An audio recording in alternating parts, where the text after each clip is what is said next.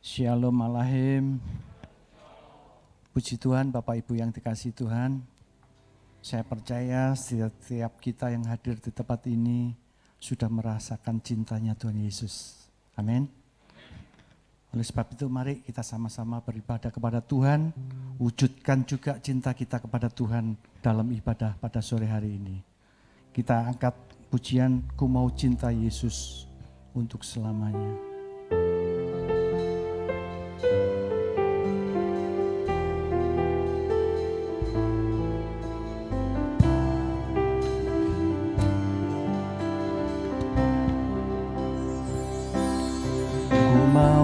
Cinta Yesus selamanya.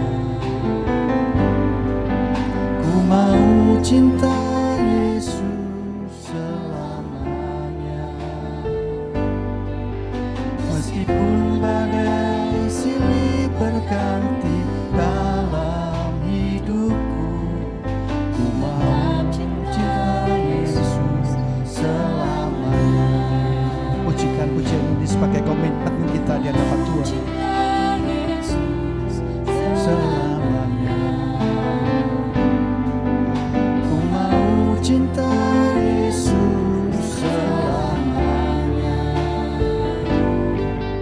Meskipun badai silih berganti dalam hidupku, ku tetap cinta Yesus selamanya. Ya apa ya Bapa, ini aku anakmu, layakkanlah seluruh hidupku. Ya Bapa, ini aku anakmu, pakailah sesuai dengan rencanamu. Sekali lagi, ku mau cinta Yesus. Ku mau cinta Yesus selamanya. Mari kita sama-sama komitmen di hadapan Tuhan. Karena Tuhan Yesus sudah menyintai saudara dan saya. Meskipun badai silih berganti, apapun yang terjadi, kita harus tetap cinta Yesus selamanya. Ya apa ya Bapa, ya Bapa, ini aku anakmu, layakkanlah seluruh hidupku. Ya Bapa, ini aku anakmu, pakailah sesuai dengan rencanamu.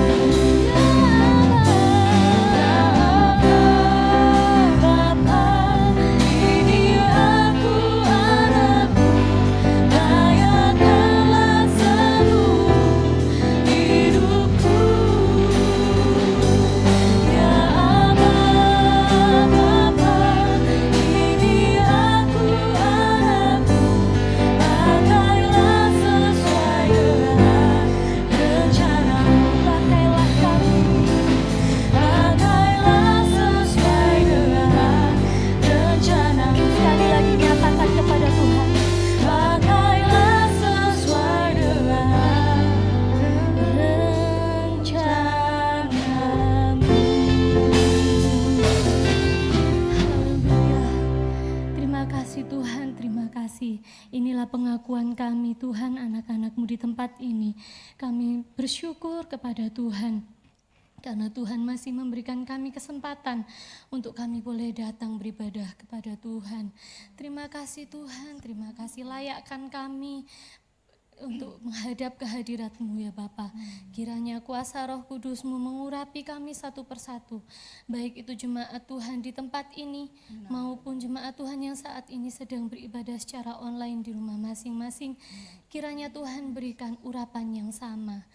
Terima kasih Tuhan, sertailah kiranya ya Bapa ibadah kami ini mulai awal, pertengahan hingga akhirnya, sehingga kami boleh pulang dengan penuh keselamatan yang daripada Tuhan. Terima kasih Tuhan, kami siap memuji memuliakan nama-Mu. Kami berdoa hanya di dalam nama Tuhan Yesus Kristus, Juru Selamat dan Kekasih jiwa kami yang hidup. Haleluya. Amin. Shalom Aleichem. Selamat sore saudara semua. Selamat sore. Selamat beribadah kembali bersama di tempat ini, baik juga jemaat yang ada di rumah masing-masing beribadah secara online.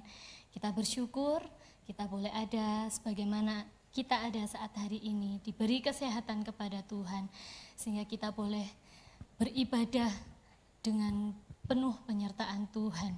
Itu semua karena kasih kemurahan Tuhan semata. Kita mau memuji memuliakan nama Tuhan, kita mau naikkan puji-pujian kita. Ku diberi kuasa.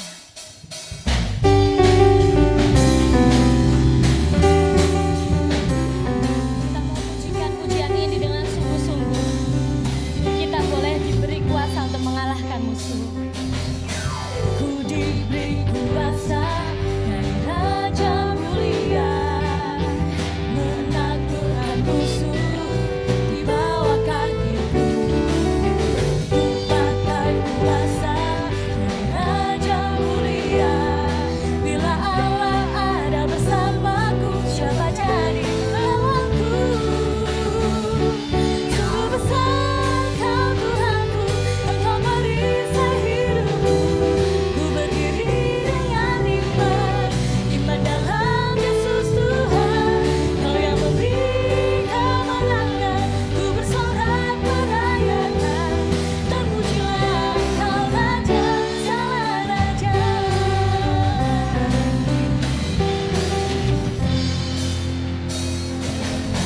Ku diberi kuasa dari Raja Mulia, menaklukkan musuh di bawah kakiku. Ku pakai kuasa dari Raja Mulia. Bila Allah ada bersamaku, siapa jadi lawanku? Sungguh besar Kau Tuhanku, Engkau perisai hidupku. Ku berdiri dengan iman, iman dalam Yesus Tuhan. Kau yang memberi kemenangan, ku bersorak merayakan. Terpujilah Kau Raja, Sang Raja. Sungguh besar Kau Tuhanku, Engkau perisai hidupku.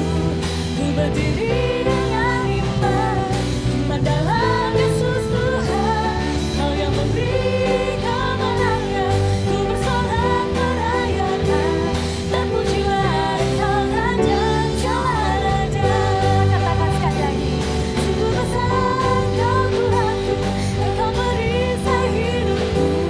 Ku berdiri dengan iman, iman dalam Yesus Tuhan.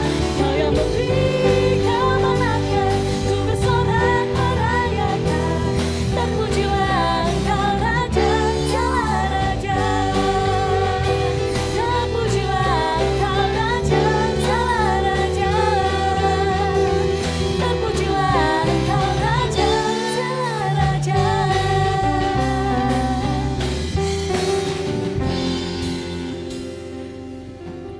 Kita aminkan pujian ini. Kita boleh diselamatkan melalui pengorbanan Tuhan Yesus di atas kayu salib. Kita boleh memperoleh kemenangan, dan kita juga memperoleh kuasa untuk menghancurkan musuh, yaitu iblis. Puji nama Tuhan. Saya undang untuk Bapak Ibu Saudara semuanya untuk bangkit berdiri.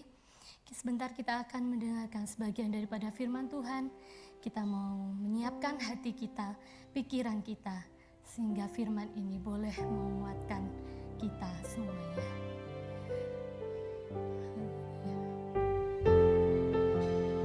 Kita mau nyanyikan puji-pujian ini dengan sungguh-sungguh, karena Tuhan Yesuslah Juru Selamat kita.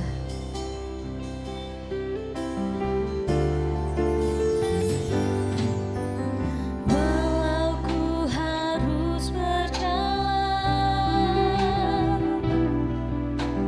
dalam lembah kekelaman,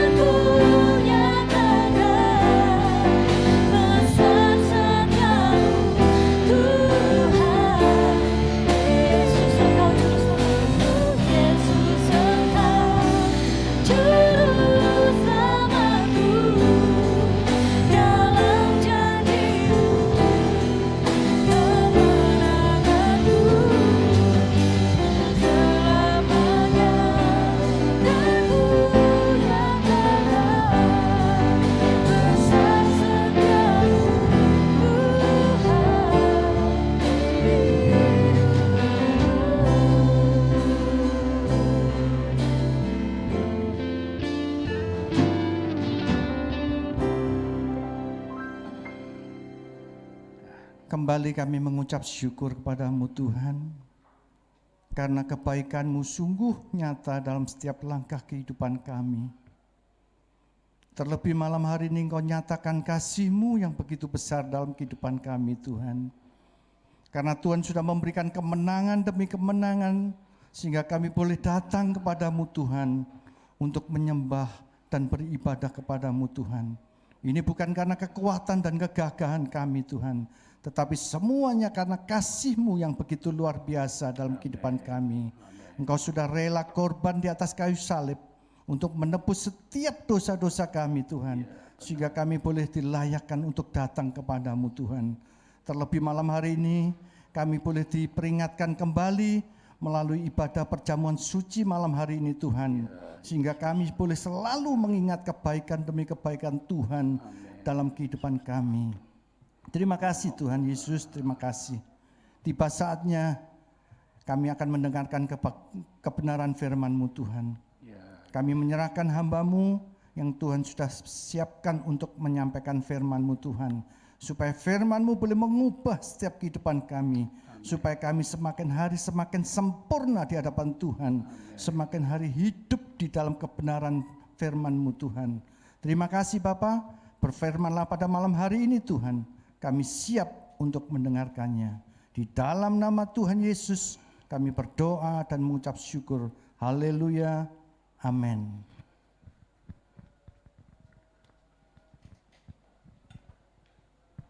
Shalom alaihim.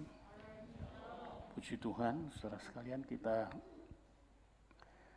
bisa beribadah. Ini pada ibadah kali ketiga ya, dalam rangka perjamuan asa yang kudus. Maka itu perlu kita bersama mempersiapkan hati semakin dekat dengan Tuhan. Itu adalah harapan dari kita bersama. Ini minggu yang kedua ya, kedua dalam penerapan ibadah 3 kali untuk memecahkan kerumunan yang banyak ini, supaya apapun dan bagaimanapun juga kita perlu juga membijaki akan situasi seperti ini. Kecuali iman, harus juga ada kebijaksanaan. Dan pada hari-hari kita ini, kita berdoa terus ya, supaya firman Tuhan ini sampai ke segenap pelosok. Sudah ada tanggapan dari Atambua. Ya, saudara berarti telah menginjil ke sana dengan tidak perlu untuk berangkat ke sana.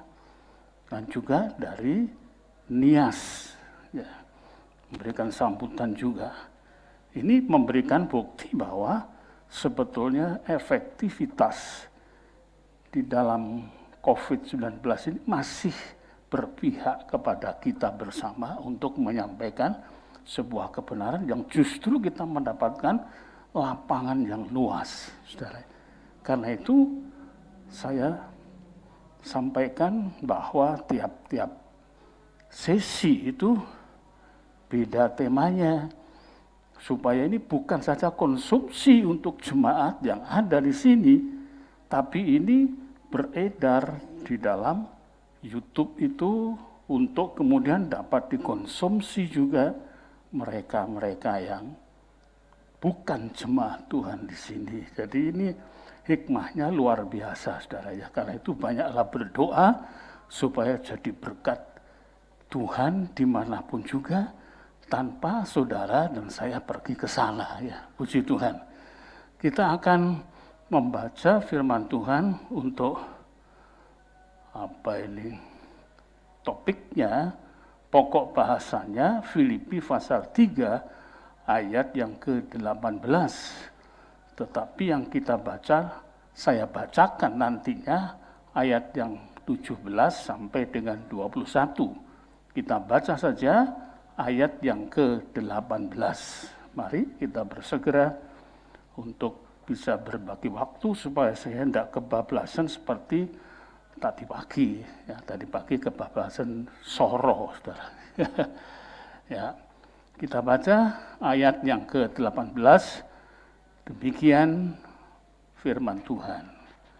Karena seperti yang telah kerap kali kukatakan kepadamu, dan yang kunyatakan pula sekarang sambil menangis, banyak orang yang hidup sebagai seteru salib Kristus. Sekali lagi.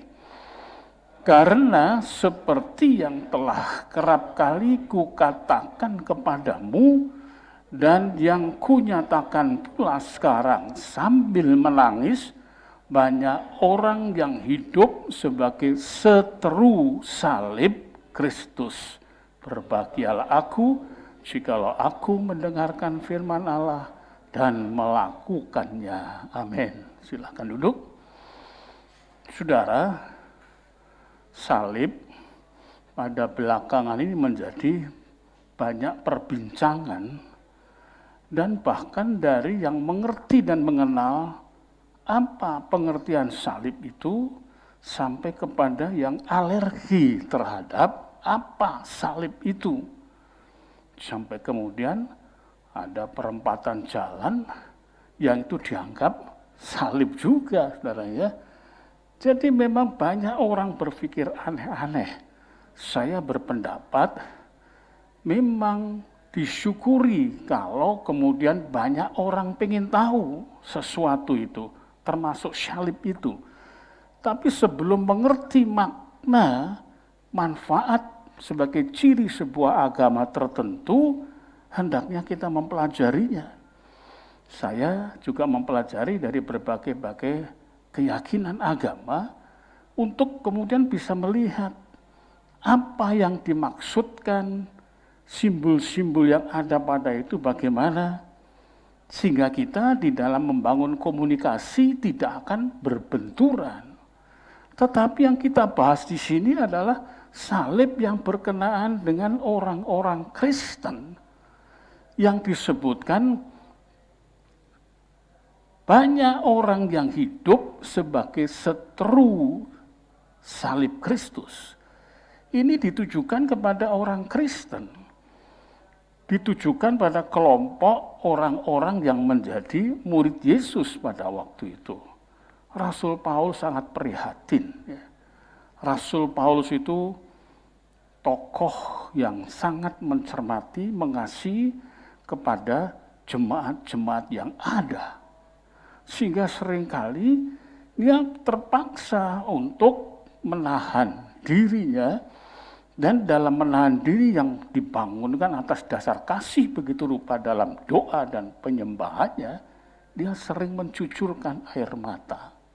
Saudara, kadangkala kita habis tidak bisa berbicara, air mata itu yang mewakili untuk bisa berbicara.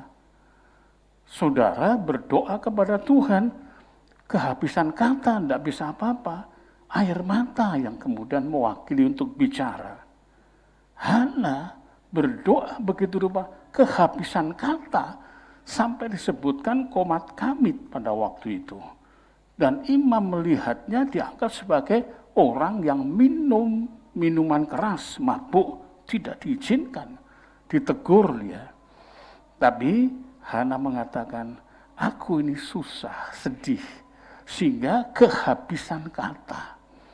Seringkali dalam banyak hal dan peristiwa dalam kehidupan kita, kita itu kehilangan banyak kata.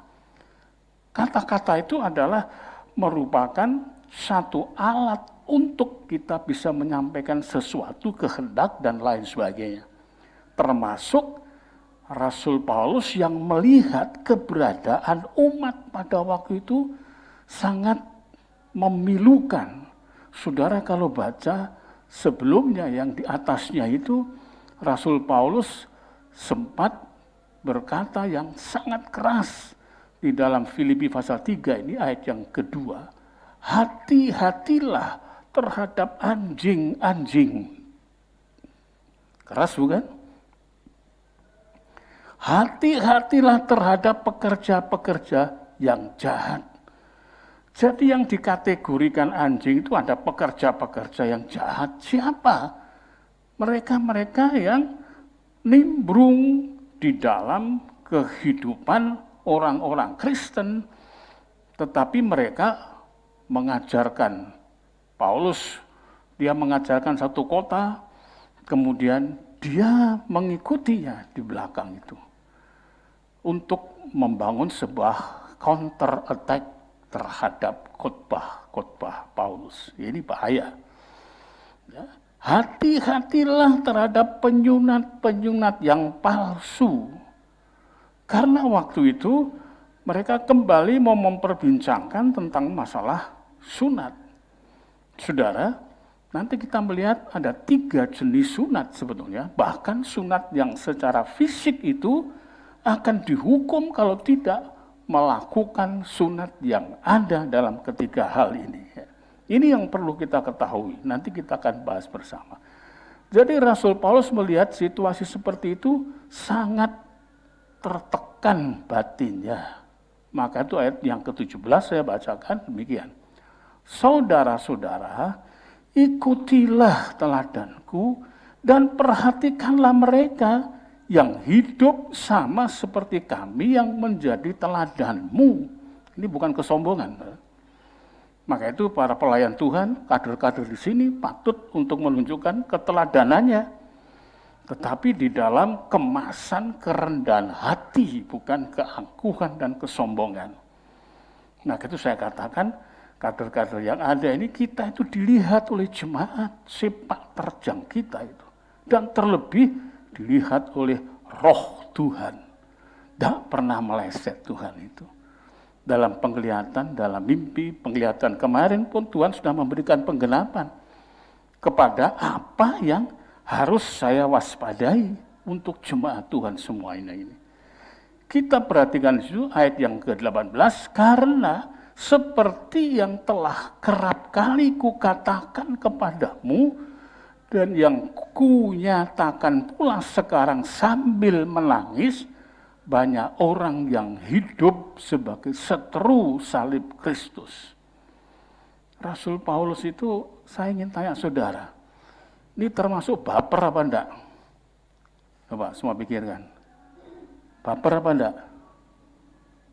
Baper saudara. Tapi iblis itu pinter. Dia mencoba untuk membangun image tentang baper itu enggak bagus. Keliru besar. Baper itu kan singkatan bawah perasaan. Perasaan itu ada di jiwa. Kalau baper ini kemudian diteror oleh kuasa roh jahat yang strateginya itu sangat jitu. Sangat jitu.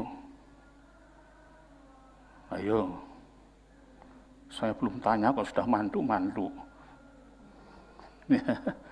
Jangan dulu ya. Ya.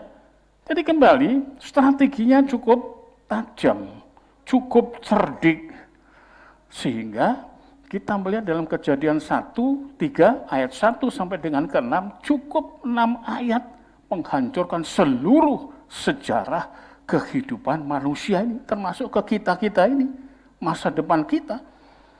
Bumi ini masih sedang dijungkir balikkan oleh kuasa kegelapan. Karena itu saya sampaikan, tatkala ada satu anak muda yang termasuk cucu mengatakan, "Opa, tolong kasih saya kata-kata penyemangat untuk ini." Karena dia ulang tahun. Saya bilang, baik.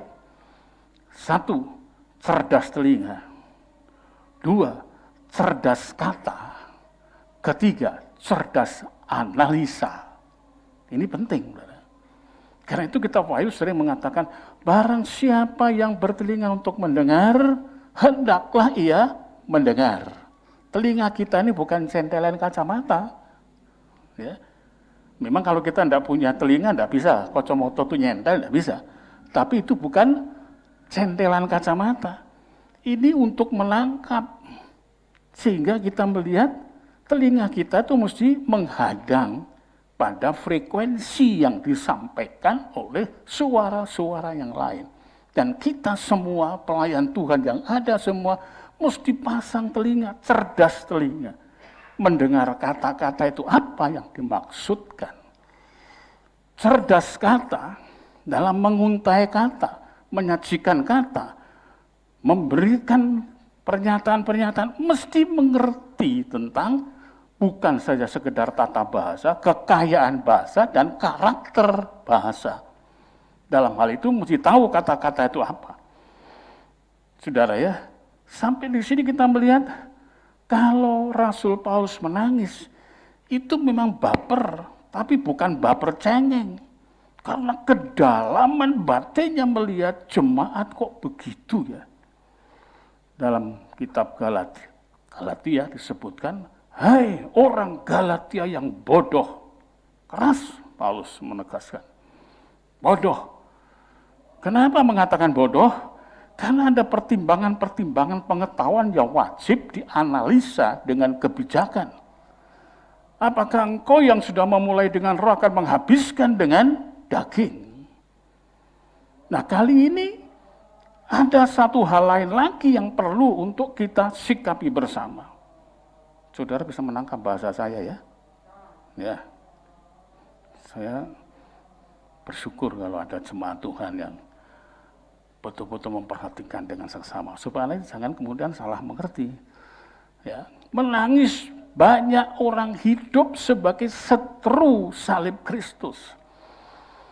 Kalau sekarang sedang trennya dibahas tentang simbol-simbol yang kemudian menurut image orang tertentu itu salib orang Kristen. Mereka itu takut jadi. Lalu kemudian juga 1+1, wah itu tambah jadi 2, jadi bingung. Mau dimusuhi bagaimana? Itu sudah merupakan rumusan secara matematis. Kalau diganti palang begini, itu malah kurang. Bingung. Karena itu perlu kita, umat Tuhan itu mengerti bahwa salib Kristus terutama ya, salib Kristus itu merupakan sesuatu yang menandai nilai plus dalam kehidupan kita. Sementara banyak orang yang tidak mengerti kacau, karena tidak mengerti apa yang tersirat di dalamnya itu. Ketakutan, kecemasan. Kalau boleh semuanya itu kemudian diganti. Yang ada bentuk-bentuk seperti itu diganti.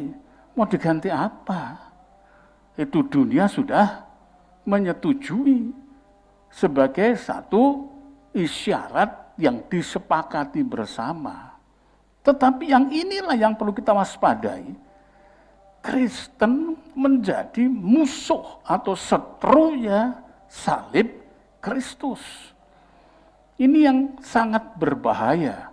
Disebutkan kesudahan mereka, ayat 19, ialah kebinasaan. Tuhan mereka ialah perut mereka. Mengerikan. Langsung tunjuk hidung Rasul Paulus. Kemuliaan mereka ialah aib mereka. Pikiran mereka semata-mata tertuju kepada perkara duniawi. Rasul Paulus melihat, mengamati ini. Yang disebut tadi pekerja-pekerja yang jahat. Disebutkan sebagai anjing-anjing. Saudara, saya sebagai hamba Tuhan, kalau dalam bahasa Indonesia, pendeta. Ya kan? Dalam bahasa Jawa, pendito. Tapi kemudian ada yang tidak enak. Pendeta ojo dadi bandito. Jangan bandit. Saudara, kalau kita sudah ketemu dengan istilah bandit, mulai terpikirkan di kita orang-orang yang kerjanya mengharu biru. Bisa ngerti? Bikin rame aja, bikin geger, teror sana, teror sini, mengacaukan semuanya. Ya ini jemaat yang sudah diatur, dipimpin, ditata oleh Rasul Paulus. Rasul Paulus itu seorang penggembala yang dia tidak di tempat, tapi kontrol terus. Jadi seperti jadi administrator tuh, kontrolir ya. Di Asia Kecil ada, sebagian Eropa ada. Dan kita melihat itu semuanya Paulus kemudian memakai cara yang pada waktu itu belum dikenal. Tetapi intelijensinya Rasul Paulus itu luar biasa. Cerdas. Dia sanggup memikir. Maka itu dengan menulis suratnya. Ini menjadi model penggembalaan. Jika kedengaran di sana apa, langsung datang. Utusannya datang. Kalau tidak dirinya. Bahkan kadang-kadang Rasul Paulus mengatakan, jikalau aku berhadapan dengan engkau, maka aku ini takut. Tetapi tatkala aku berjauhan, aku berani menyampaikan itu. Ini adalah menceritakan tentang kondisi psikologisnya dari masing-masing pribadi. Saudara ya. Kadang-kadang disalahgunakan loh. Halo? Nah, kadang-kadang disalahgunakan. Gak wani ngomong di depan, tanya di depan, kasak kusuk di belakang. Itu namanya, ya kasak kusuk kan ya, ngomong negatif itu mesti. Rasul Paulus juga mengatakan demikian, mau ngomong langsung takut. Takutnya nanti kalau kontak langsung ngomong, maka terjadi dialog yang sifatnya meningkatkan emosionalitasnya sesama. Paulus tidak. Tapi jangan-jangan yang diajak ngomong, dia sangat temperamental. Maka itu dengan kebijaksanaan dituliskan begitu yang kejem-kejem itu. Supaya ada jarak waktu. Kalau sekarang pakai WA itu, ya. WA begini begitu. Tidak berhadapan langsung dengan orang sehingga orang itu bisa punya waktu untuk berpikir apa yang dimaksudkan ini, dipelajari dan lain sebagainya. Sangat bijaksana, tetapi terpaksa kemudian menangis karena melihat keberadaan mereka itu terpengaruh dan mereka kemudian dapat ditipu kehidupannya. Kembali lagi kepada zaman Taurat, mereka diungkit-ungkit tentang masalah sunat. Karena itu Paulus mengajukan sebuah argumentasi bagi dirinya, aku ini disunat, dikhitan dalam umur 8 hari. Dalam melakukan semua apa yang menjadi syarat Taurat, aku ini termasuk orang yang sudah melakukan semuanya. Luar biasa. Berani menyampaikan itu. Karena itu Rasul Paulus juga berani menyampaikan, ikutilah teladanku. Ikutilah teladanku. Maka itu saya juga sadar, saya pribadi, saya harus betul-betul menjadi sebuah keteladanan. Para kader yang ada ini harus jadi keteladanan. Jangan kemudian tidak menjadi teladan. Kenapa? Jemaat itu membutuhkan wibawa dari para pelayan Tuhan. Wibawa.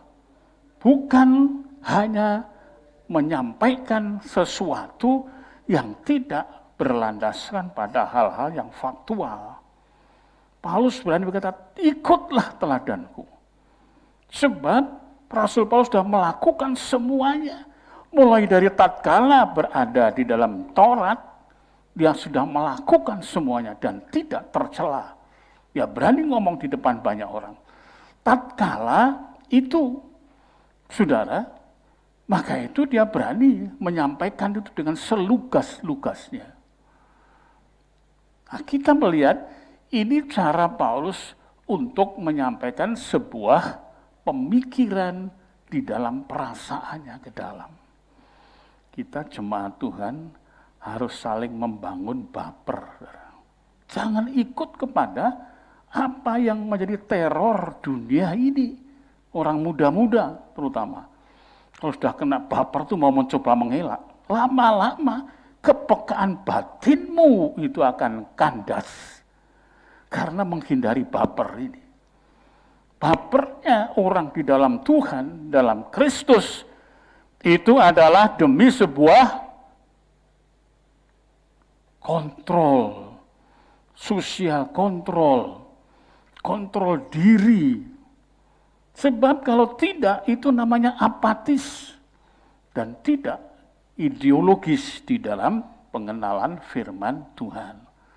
Kesudahan mereka ialah kebinasaan, ini skornya.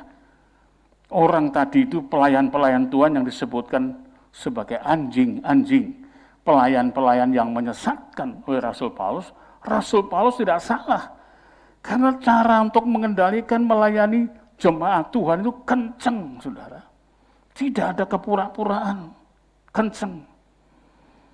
Jadi apapun disampaikannya. Yudia dan Sintike ada geger, langsung suratnya turun. Menterlibatkan kepada rekan-rekannya yang ada. Sunsukus tolong turun untuk memberikan didikan mereka. Sangat peduli dalam situasi COVID seperti ini, saudara. Layanan online itu sangat peduli kepada jemaat Tuhan. Amin. Sangat peduli. Bahkan juga merupakan informasi kepada dunia maya itu untuk bisa mengetahui ajaran yang benar di dalam Kristus. Menerjemahkan apa arti salib itu sendiri. Jadi bukan hanya sekedar. Karena itu istilah ini perlu diangkat menjadi seteru salib Kristus. Seteru salib, lalu kemudian kita melihat pada hal yang sangat dimaksud dengan punya urgensi yang tinggi, Kristus. Salib Kristus. Dan orang-orang pada waktu itu kalau dibicarakan masalah salib, ngerti. Itu bukan sekedar simbolnya. Tetapi salib itu adalah merupakan bagian tanggung jawab di dalam melayani Tuhan itu. Tanggung jawab di dalam mengikut Tuhan. Mengikut Tuhan itu sudah melayani Tuhan, saudara. Jadi jangan dianggap para pelayan itu cuma kami-kami saja yang ada di gereja ini. Tetapi semua itu melayani Tuhan, melayani firman-Nya. Maka itu tadi pagi saya angkat di dalam Matius 11 ayat yang ke-26 sampai 29, tolong tayangkan.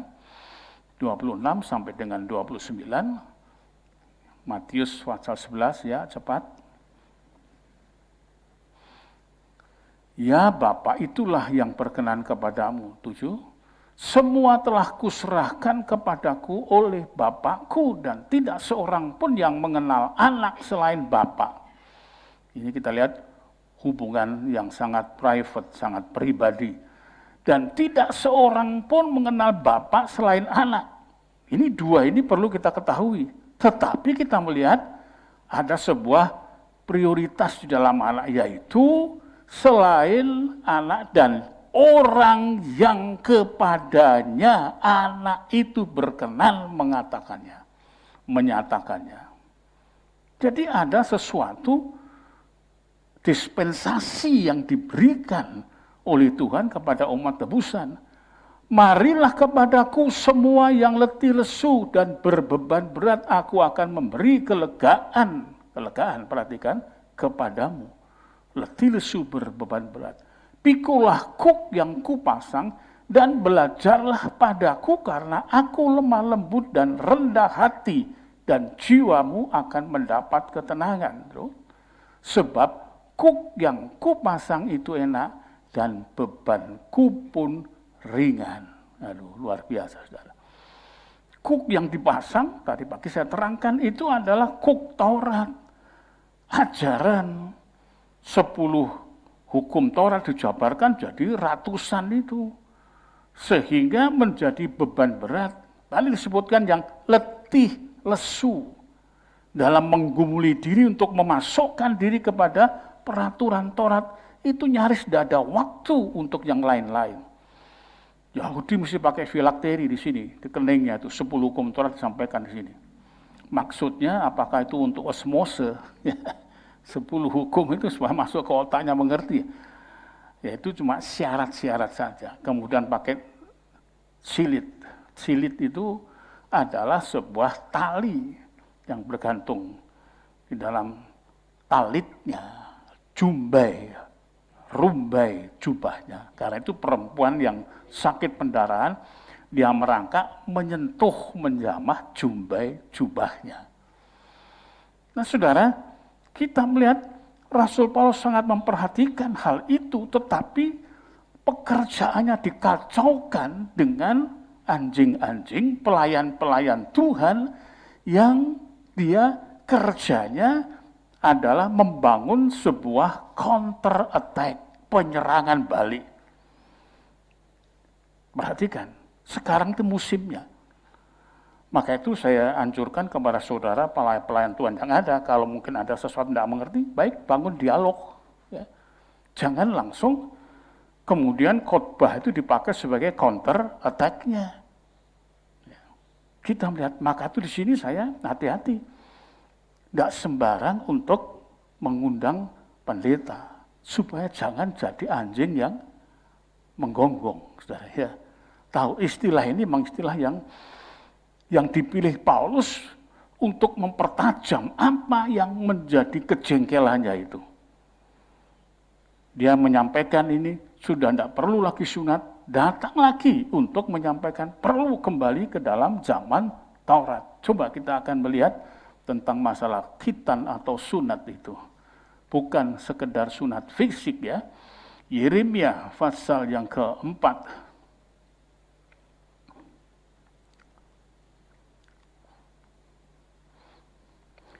Ayat yang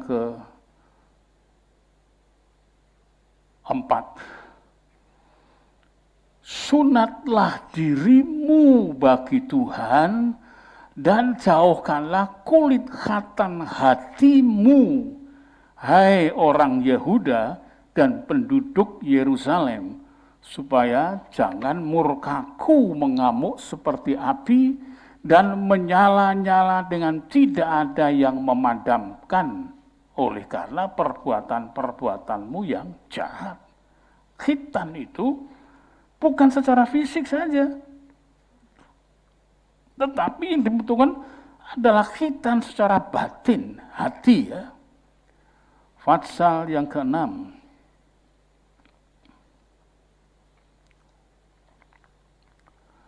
Pasal yang ke-6 ayat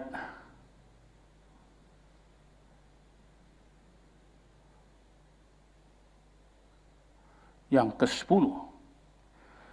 Kepada siapakah aku harus berbicara dan bersaksi supaya mereka mau memperhatikan? Kalimat ini sederhana ya.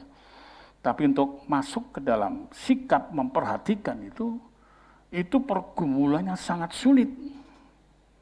Ya. Penataan seperti ini sudah pas ya, ada jalan dari belakang bisa ke depan. Jangan ditambahkan lagi dengan kursi lagi di sana. Nanti mereka yang mau memuji Tuhan turun mau balik ke sana, ke tempat duduknya buntu nantinya. Tapi seperti ini bagus, ada jalan. Diatur begitu rupa. Jadi ini mesti kerja caranya menata itu. Pengertiannya itu. Kita lihat situ, perhatikan.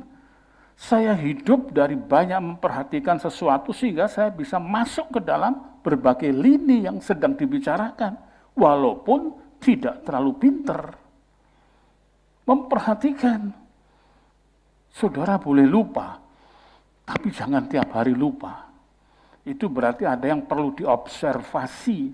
Observasilah diri sendiri. Kalau begini, selalu jalan keluarnya adalah, oh lupa. Begini, jalan keluarnya, oh lupa. Lupa yang berkali-kali itu dapat disebut sebagai tidak memperhatikan. Dan itu fatal buat pribadi yang sering lupa sebagai tempat untuk solusi dalam mengelakkan segala sesuatu. Karena sudah tidak mau kerja lagi. Tidak mau berusaha. Kecerdasan tidak ada. Nah, saudara, sungguh telinga mereka tidak bersunat. Sunat telinga. Sunat hati, sunat telinga. Mereka tidak dapat mendengar. Sungguh firman Tuhan menjadi cemoohan bagi mereka tidak menyukainya. Jadi kalau tadi sunat hati, sekarang sunat telinga. Periksa cara mendengar kita itu bagaimana. Sebab cara mendengar itu akan mempengaruhi ketajaman kepekaannya kepada cara menganalisa dan menyimpulkan. Maka itu Amsal mengatakan barang siapa yang memberikan jawaban lebih dahulu daripada mendengarkan dengan betul, terjemahan lama katakan kurang ajar. Artinya kurang diajar, kurang belajar dirinya. Pelajari segala sesuatu itu supaya tidak kemudian terjebak di dalam masalah-masalah yang ribet untuk kita. Fatsal 9 ayat 25 dan 26. Lihat waktunya akan datang, demikianlah firman Tuhan, bahwa aku menghukum orang-orang yang telah bersunat kulit khatannya. Mereka yang bersunat berdasarkan Taurat. Ya. Orang Mesir, orang Yehuda, orang Edom, Bani Amon, orang Moab, dan semua orang yang berpotong tepi rambutnya berkeliling. Orang-orang yang diam di padang gurun Arab. Sebab segala bangsa tidak bersunat dan segenap kaum Israel tidak bersunat hatinya. Mesti dibersihkan. Sunat itu pada hakikatnya adalah menjadikan satu kesehatan, dibersihkan. Ya, saudara, kalau kita bicara masalah sunat, mesti langsung kepada sosok laki-laki. Dan kalau kita bicara masalah Israel, pasti juga bicara pada sosok kepala rumah tangga, yaitu laki-laki. Dan kalau kita berbicara masalah iman Kristiani, kita pun juga berbicara kepada kepala rumah tangga itu, yaitu kaum pria. Maka pengertian sunat itu membersihkan kulit khatannya, supaya tidak terjadi kemungkinan-kemungkinan yang mengganggu kesehatan. Jadi kalau orang Kristen itu bersunat, jangan dianggap atau jangan oleh karena ingin memenuhkan hukum Taurat. Tidak bisa. Tidak bisa. Yakobus pasal 2 ayat yang ke-10.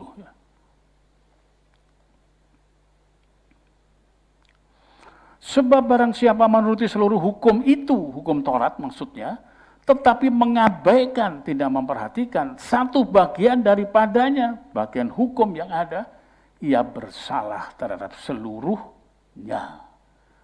Jadi gugur 10 hukum saja, lepas dari yang pertama, tidak bisa melakukannya, gugur sudah, tidak ada lagi sesuatu yang bisa diandalkan di hadapan Allah. Karena itu perlu kita tiap hari mesti membaca firman Tuhan, bersihkan hati ini. Ada kotoran masuk di hati ini, bersihkan. Kotoran masuk di telinga ini, bersihkan. Kotoran masuk di dalam kehidupan kita dalam membangun kehidupan ini. Kita mesti membersihkan. Saudara, karena itulah terjadinya keberadaan dari umat yang digembalakan Paulus di Asia kecil ini, ya, melihat mereka menjadi setru salib, yang disebutkan setru salib secara istilah yang sangat spesifik dan menghujam tajam itu adalah mereka ialah yang menjadi Tuhan mereka ialah perut mereka. Perut. Lalu istilah perut itu apa yang dimaksudkan? Menukik ke bawah, yaitu kepada perkara-perkara duniawi. Memang yang paling berat perkara dunia itu kalau sudah mulai bermuara dalam perut. Semua serba ingin yang enak-enak dan lain sebagainya. Padahal yang enak-enak itu membuat yang tidak enak.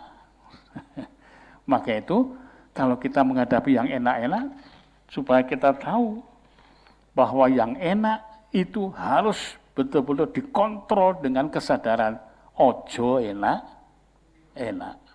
Saudara ya. Ini perlu untuk diketahui dan perlu untuk difikirkan. Pikiran itu yang berkembang dalam pimpinan Roh Kudus. Pikiran itu yang berkembang untuk bisa mengetahui segalanya. Maka disebutkan kemudian mereka ialah aib mereka yang menjadi hasil akhirnya itu adalah binasa. Sebelum binasa menuju kepada aib. Kenapa? Karena pikirannya semata-mata tertuju kepada perkara-perkara duniawi. Paulus mulai menyadarkan. Ingat ya, karena kemargaan kita adalah di dalam sorga. Di sana, di sana. Kewargaan itu. Kan ada administrasinya. Di dunia ini dicatati Yeskiel 9 ayat yang 9 ayat 11. Coba ditayangkan 9:11 Yeskiel. Lihat orang yang berpakaian linan itu dan mempunyai alat penulis di sisinya, tulis, memberikan laporan katanya, aku sudah kerjakan seperti engkau perintahkan kepadaku. Tuhan perintahkan tulis loh semua. Itu yang ibadah yang ngantuk juga ditulis loh. Join-in ada, dicatat nanti. Ini buku ini mencatat semua. Ini dikondite. Kemudian diarahkan kepada kitab Al-Hayat ini yang dikondite ini, konditenya bagus, masuk dalam catatan kitab Al-Hayat. Kalau sudah di sana, sudah catatan menjadi warga negara sorga. Tapi kalau kemudian dibaca, lo tidak masuk konditenya. Gak bisa. Itu yang jauh-jauh hari difikirkan oleh Rasul Paulus. Kalau tidak cepat diberantas ini, jemaatnya itu kemudian dapat disesatkan. Sekarang banyak roh-roh penyesat. Maka tugas kami para hamba-hamba Tuhan ini, kader-kader yang ada ini, saya, Ibu Gembala, Pak Paulus, Saudara Yonatan, abot tugasnya. Ya. Dan harus menjadi contoh keteladanan, konsep berpikirnya. Kemudian juga kepada keberadaan dari kehidupan pribadinya, termasuk Pak Setiawan ini. Ini pendeta pembantu, pendeta muda. Ini pendeta kewut semua. Saya dengan Ibu Gembala itu. Hati-hati. Pembukuan dalam keuangan hati-hati. Kemudian membagi berkatnya itu juga hati-hati. Sampai ada seorang hamba Tuhan tanya, Bang, tolong siapa yang kamu bantu hamba-hamba Tuhan itu, tolong aku dikasih nomornya. Saya pikir saya bukan cuma hamba Tuhan dalam pengertian pendeta, tetapi jukir juga dibantu. Sementara gerejanya yang ada besar tidak ngerti kalau kemudian ada support dari orang lain. Ya, jukirnya, ada berapa jukir? Saudara bersyukur loh. Kalau engkau bisa memberikan persembahan kepada Tuhan, saya menyalurkannya sebegitu rupa. Dan saya rasa Pak Setiawan ini tahu apa yang selalu saya kerjakan, meskipun masih penuh dengan kekurangan.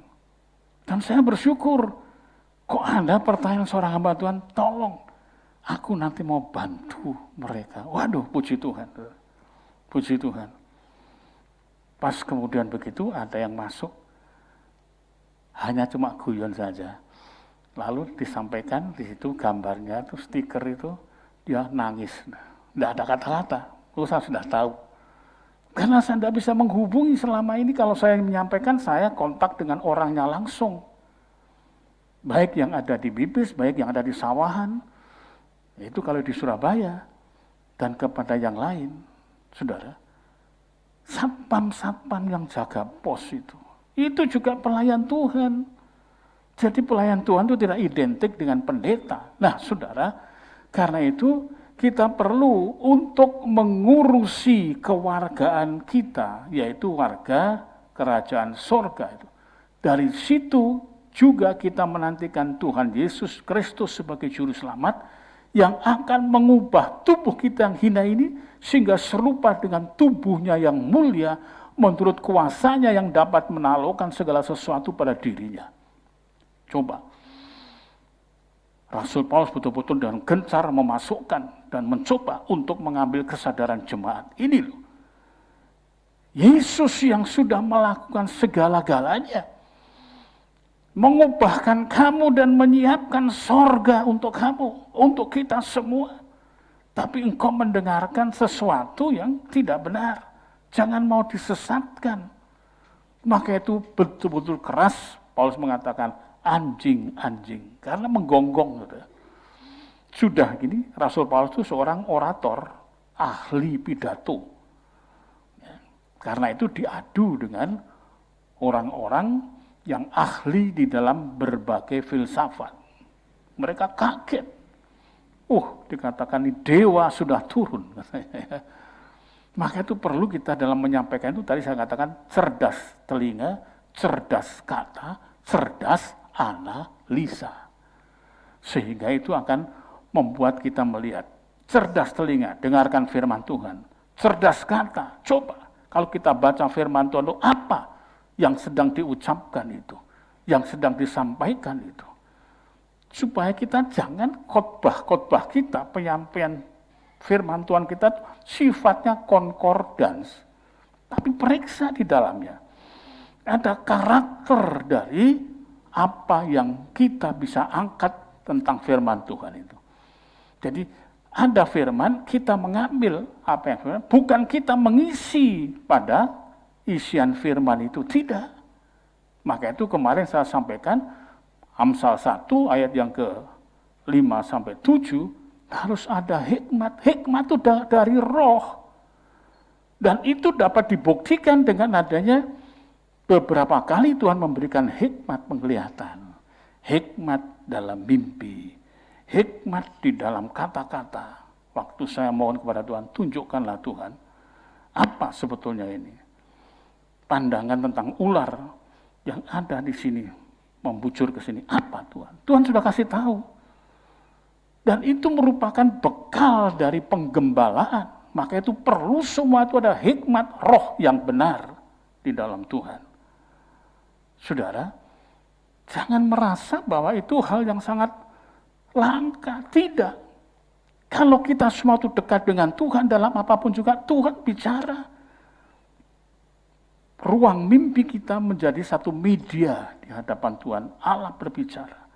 Waktu kita tidur, lihat mimpi. Waktu kita doa, lihat penglihatan. Saya banyak kali. Sebetulnya bukan karena sayanya, tapi karena Tuhannya. Saudara, jangan kemudian menutupi kemungkinan bahwa engkau juga akan bisa dikaruniai ini. Sehingga bisa selamat. Sini berapa kali mau kebobolan. Orangnya kelihatan baik-baik, tapi Tuhan tunjukkan begini. Saya tunggu Tuhan bagaimana ini. Dan seterusnya. Sini ini dibela Tuhan. Gereja Tuhan ini. Dilindungi Tuhan. Paulus juga merasakan jemaat yang besar dilindungi Tuhan. Maka ada satu yang masuk, cepat dia tanggap. Maka itu di dalam ayat yang kedua itu, hati-hatilah terhadap anjing-anjing. Hati-hatilah terhadap pekerja-pekerja yang jahat. Hati-hatilah terhadap penyunat-penyunat yang palsu. Maka itu marilah kita yang sudah mendengarkan firman Tuhan pada hari ini dan sebentar kita akan makan minum perjamuan yang kudus. Maka hendaknya kita tahu menghargai Kristus dalam hidup ini. Amin. Kita sudah dilepaskan semua. Saya dulu jahat sekali. Tukang berkelahi dilepaskan oleh Tuhan. Sehingga tidak berani lagi melakukan itu. Saya dulu bukan orang yang tukang nangis. Pantang. Saya sampai berdarah-darah waktu berkelahi itu. Tidak ada air mata turun. Dijajarkan satu musuh duel saya. Dia jahat, licik. Saya dipukul dulu. Ini pukulan kena pelipis itu ngeri, saudara ya. Saya bisa bayangkan pukulannya Mike Tyson itu ya apa itu ya. Sedangkan teman saya bisa goyang ini. Begitu saya standby mau balas, dilerai, dipisah. Waduh, susah. Itu waktu masih di SR loh itu. Di SR saya sudah punya musuh bebuyutan, tiap tahun kita duel. Dan saya selalu di pihak yang menang, karena ngotot. Waktu sudah dibawa ke depan kepala sekolah, di situ saya mikir, wah kesempatan saya ini. Duduknya jejer. Wah, tinggal saya begini. Ini diumpankan yang ini, apa cukup ini? Oh tidak, ini diumpan. Sebab saya suka dulu bawa krakling. Krakling itu untuk berkelahi, lalu kalau ini dihantam kan itu dari besi kuning gitu. Jadi ya pelipis ya bisa moncrot saudara ya. Tapi karena saya tidak bawa krakeling sekolah, maka saya pikir ini, oh tidak kesuwen. Saya berdiri pelan, sikat amblasnya, melosor. Tapi saya yang kemudian mendapat predikat, anak ini bandol ini. Tahu bandol saudaranya. Nah, kembali ke sini yang ini, Tuhan sudah melepaskan semuanya. Saudara punya kejahatan-kejahatan spesifik bukan? Iya toh? Punya kejahatan, sudah dilepaskan Tuhan. Jangan kemudian kita mau lagi dikenakan kuk perhambaan. Hargailah Tuhan. Seringkali kita menjadi musuh salib karena kita tidak menjaga pertobatan kita. Tapi dengan perjamuan yang kudus, mari kita kembali sadarkan diri kita. Supaya kita bisa membangun kembali, menghargai kembali, mendudukkan kembali pengorbanan Kristus di atas salib itu untuk kita semuanya. Mari kita bangkit berdiri, kita datang kepada Tuhan.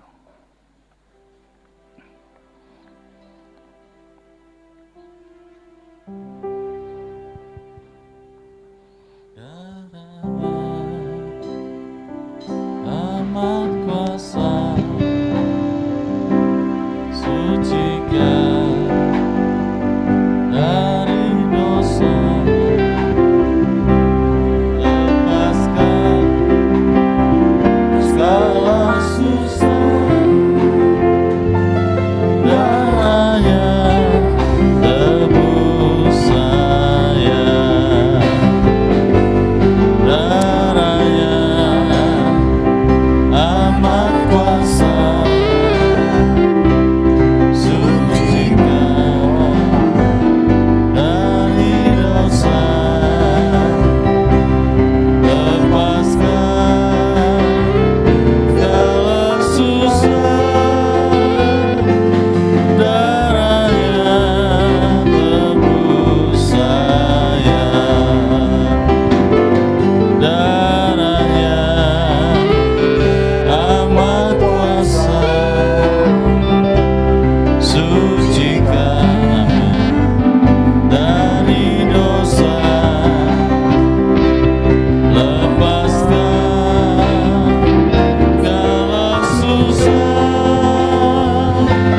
darahnya tebus saya, darahnya tebus saya.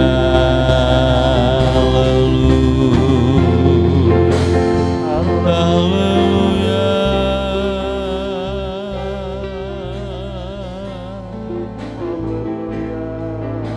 Darahmu menebus segala pelanggaran dan dosa-dosa kami. Kuasamu memulihkan hidup kami Tuhan, mengampuni dan melayakkan kami.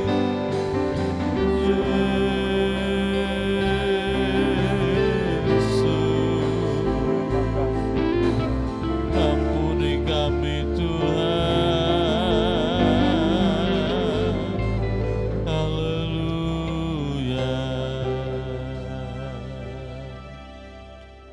Terima kasih Tuhan. Terima kasih untuk kemurahan Tuhan dalam ibadah raya kami yang ketiga malam hari ini. Ya, Tuhan. Menyertai dan memberkati hidup kami, seluruh umat-Mu yang hadir, baik yang ada di gereja maupun mereka yang mendengarkan, yang mengikuti dari rumah masing-masing. Tuhan pimpin dan kuasai dalam hidup kami, untuk kami hidup sesuai dengan apa yang menjadi kehendak Tuhan, Amin. tidak menjadi seteru salib Kristus, Benar. namun kami sungguh-sungguh hidup sesuai apa yang menjadi kehendak dan rancangan-Mu dalam hidup ini. Terima kasih Tuhan, ampuni segala kelemahan dan pelanggaran kami. Benar, Tuhan. Kami percaya bahwa kuasa darah Yesus menyucikan seluruh batin dan hati ini dari segala kejahatan, dari segala kecemaran, dari hal yang tidak layak dan tidak berkenan di hadapan Tuhan. Terima kasih Bapa, memberkati kami semua, Sebentar kami akan masuk dalam perjamuan asa yang kudus. Memberkati hamba-Mu Bapak Gembala, kami para pelayan perjamuan, dan seluruh umat-Mu yang hadir malam hari ini. Sucikan batin kami, hati kami, agar tidak ada dendam, tidak ada kemarahan, tidak ada sakit hati, tidak ada fitnah dan lain sebagainya. Namun sungguh-sungguh hidup kami bersih dan terang di hadapan Tuhan, serta di hadapan sesama kami. Terima kasih Bapak, terima kasih Tuhan Yesus, layakkan kami bersama untuk kami boleh masuk dalam perjamuan asa yang kudus malam hari ini. Hanya di dalam nama Tuhan Yesus Kristus. Amin.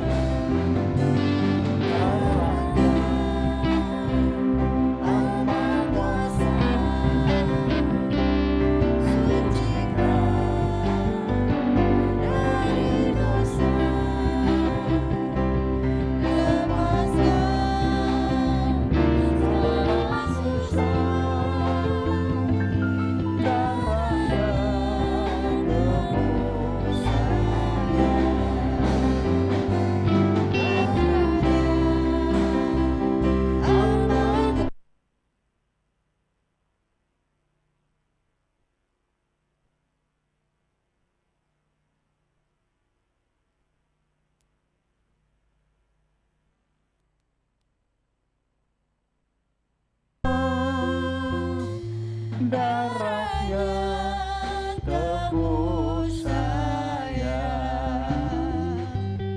darahnya amat kuasa, sucikan dari dosa,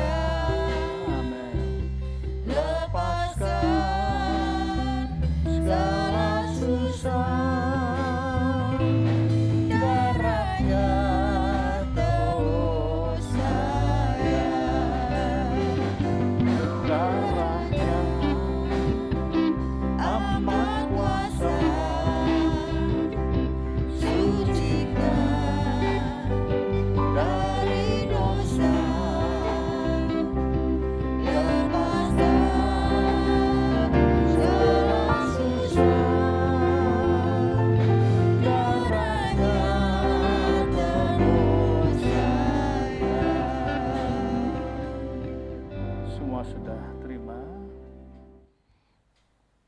Puji Tuhan, kita berdoa ya.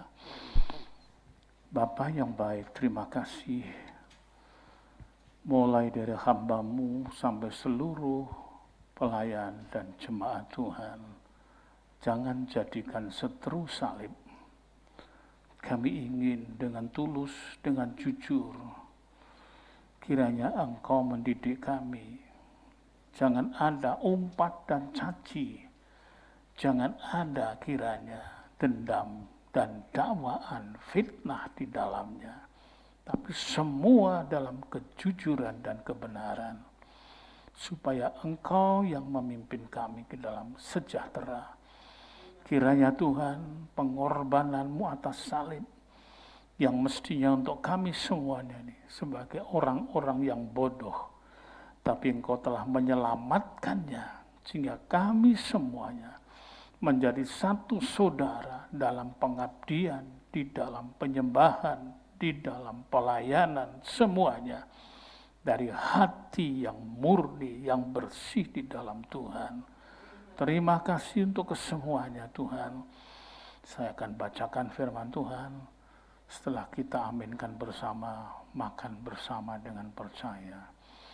Dan ketika mereka sedang makan, Yesus mengambil roti, mengucap berkat, memecah-mecahkannya, lalu memberikannya kepada murid-muridnya dan berkata, ambillah, makanlah, inilah tubuhku.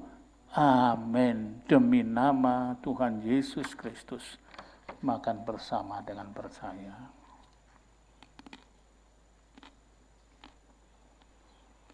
Terima kasih Tuhan. Angkat cawan di tangan kanan. Darah Kristus menyucikan hati nurani kita, menjadi bersih di dalamnya.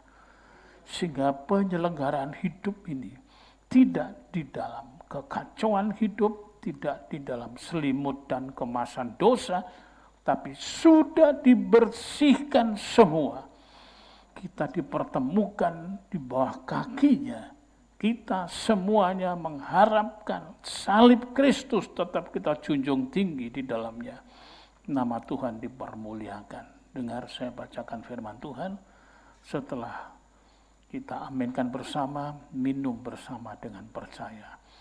Sesudah itu ia mengambil cawan, mengucap syukur, lalu memberikannya kepada mereka dan berkata, minumlah kamu semua dari cawan ini, sebab inilah darahku, darah perjanjian yang ditumpahkan bagi banyak orang untuk pengampunan dosa.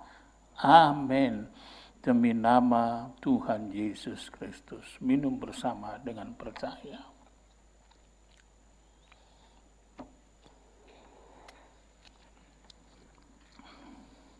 Terima kasih Tuhan. Terima kasih. Yang sakit Engkau sudah sembuhkan. Susah Engkau sudah memberikan satu kekuatan penghiburan kembali. Patah semangat Engkau tumbuhkan semangatnya. Penuh dengan segala keikhlasan di dalam Tuhan. Rasa syukur dan rindu kepada Tuhan. Untuk bersama bergabung dalam kelompok orang-orang kudus di dalam Tuhan. Terima kasih. Engkau melindungi negara dan bangsa kami. Jauhkan dari segala pertikaian. Jauhkan dari segala hal-hal yang Tuhan tidak inginkan. Doa kami Tuhan.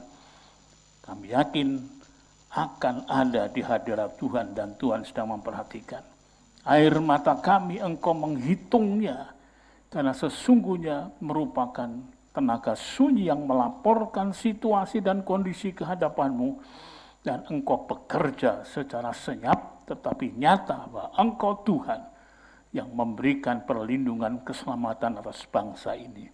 Tuhan, jauhkan kami mulai dari hamba-Mu sampai seluruh pelayan Tuhan yang ada menjadi setru salib. Singkirkan jauh-jauh. Dan kiranya Tuhan, Engkau memberikan jemaat yang sedang mendengarnya, mereka mengerti betul, cerdas telinga, cerdas kata, dan cerdas analisa. Terima kasih Bapak. Angkat tangan di hadapan Tuhan. Segala puji, hormat, syukur, unaikan kepadamu,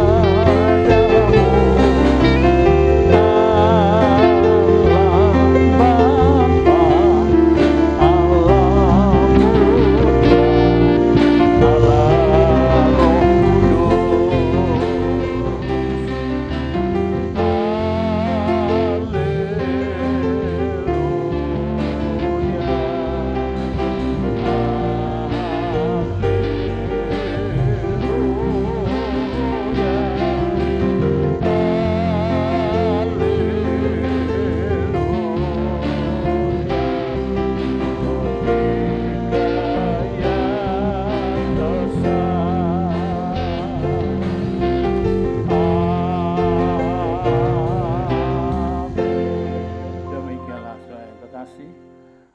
selesainya ibadah kita dalam perjamuan yang kudus ini, biarlah kita semua menyadari Jangan ada satu pun di antara kita yang menjadi seteru dari salib Kristus.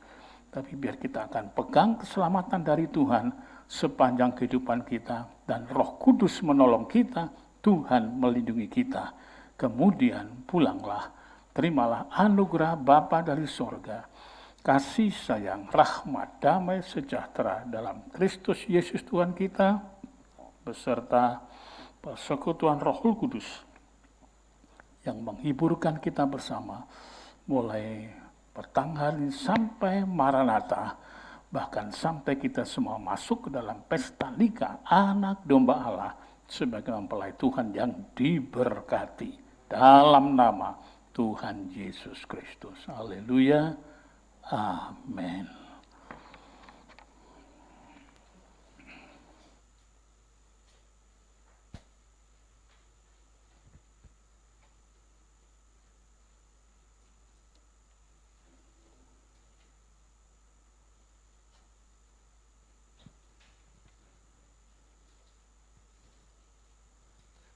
Puji Tuhan, ibadah telah selesai. Saya akan menyampaikan pengumuman gereja. Yang pertama, ibadah doa pagi tiap Senin sampai Sabtu jam 4:30 pagi diadakan di gereja. Untuk ibadah doa malam masih diadakan secara online jam 6:30 malam tiap Senin, Selasa, Kamis sampai dengan Sabtu. Untuk Rabu 5:30 petang ibadah doa ibadah PA di gereja jam 5:30 petang. Kemudian untuk Jumat, mulai Jumat ini ada ibadah wanita jam 5:30 petang. Ibadah wanita akan diadakan tiap bulan 2 kali, yaitu Jumat kedua dan Jumat keempat. Jadi mulai Jumat besok ini ada ibadah wanita jam 5:30 petang. Kemudian untuk Sabtu, ibadah kaum muda remaja juga ada perubahan. Biasanya diadakan jam 10 pagi, mulai Sabtu besok akan diadakan jam 5:30 sore. Kemudian untuk minggu depan, ibadah minggu diadakan 3 kali, yaitu ibadah pertama jam 6 pagi, ibadah kedua jam 9 pagi, dan ibadah ketiga jam 5 sore. Demikian pengumuman yang dapat saya sampaikan. Selamat malam, selamat pulang, Tuhan Yesus memberkati.